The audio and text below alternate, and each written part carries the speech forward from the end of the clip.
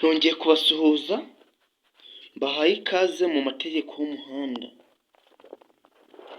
Reka duhere kuri iki kibazo c'198. Ibizirikisho by'iminyururu cyangwa by'insinga kimwe n'ibindi by'igoboka bikoreshwa gusa igihe nta kundi umuntu yabigenza kandi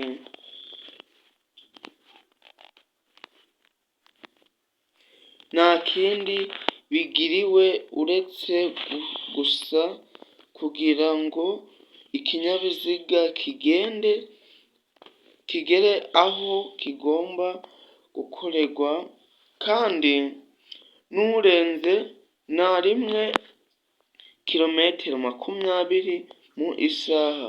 Ibyo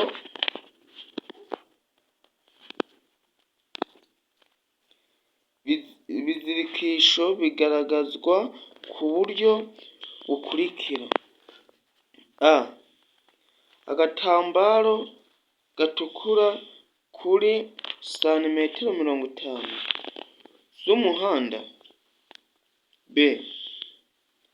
Ikimenyetso cy'itara risa n'icunga rihishije. c. Icyapa cyerekana mpande enye zingana gifite santimetero 30 kuri buri ruhande.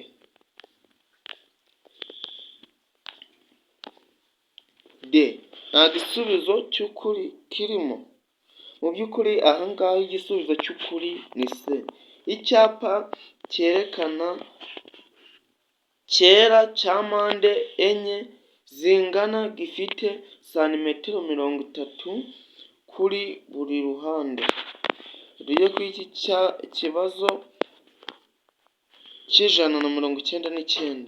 Uretse mu mijyi, ku yindi mihanda yagenwe na Minisitiri ushinzwe gutwara ibintu n'abantu, uburemere ntarengwa bwemewe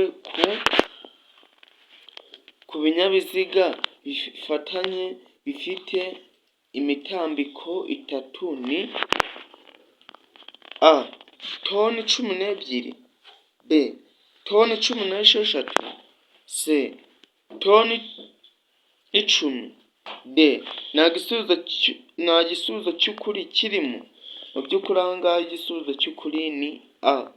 Toni 12. Mwibutsa gukora subscribe, utari wakora subscribe aho hasi.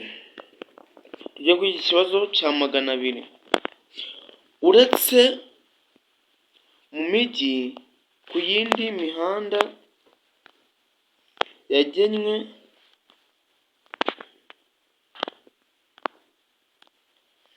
na Minisitiri ushinzwe gutwara abantu n'ibintu, uburemere ntarengwa ku binyabiziga bifite imitambiko itatu cyangwa irenga hatarimo mu kuzungu ni: a. Toni 10. b. Toni 12. c. Toni 15. d. Nta gisubizo cy'ukuri kirimo. Mu by'ukuri aha ngaha turahitamo d. Nta gisubizo cy'ukuri kirimo. Tugiye kuri iki kibazo cya 201. Iyo nta mategeko awugabanya, by'umwihariko umuvuduko ntarengwa ku modoka zidafite ibizibuza kwiceka kubera ko ariko zakozwe ni: a. Kilometero 70 mu isaha. b. Kilometero 40 mu isaha. c. Kilometero 25 mu isaha. d. Kilometero 20 mu isaha.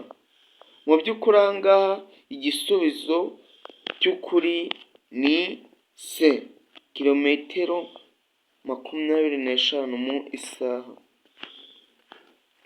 Tujye kuri iki kibazo cya 202. Iyo nta mategeko awugabanya by'umwihariko umuvuduko ntarengwa ku modoka